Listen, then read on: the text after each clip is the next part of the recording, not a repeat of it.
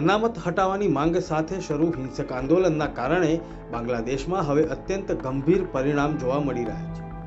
બાંગ્લાદેશના વડાપ્રધાન સેનાના વિશેષ હેલિકોપ્ટરથી ભારત આવવા માટે રવાના થયાના સમાચાર મળી રહ્યા છે. બાંગ્લાદેશમાં પરિસ્થિતિ એટલી ખરાબ છે કે આંદોલનકારીઓ હવે વડાપ્રધાનના નિવાસસ્થાનમાં ઘૂસી ગયા છે. ઇન્ટરનેટ બંધ, કર્ફ્યુ છતાં પરિસ્થિતિ નિયંત્રણમાં આવી રહી નથી. રસ્તા પરથી પોલીસને હટાવીને સેના તૈનાત કરી દેવામાં આવી છે. બીજી તરફ બાંગ્લાદેશના સ્થાનિક મીડિયા અહેવાલો અનુસાર શેખ હસીના ભારત તરફ આવવા રવાના થયા તે પહેલા તેમણે વડાપ્રધાન પદ પરથી રાજીનામું આપ્યું.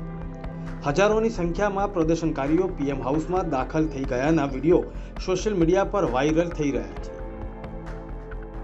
શેખ હસીનાના પુત્રએ દેશના સુરક્ષા દળોને આગ્રહ કર્યો છે કે સત્તા પલટો કરવાના પ્રયાસોને રોકે.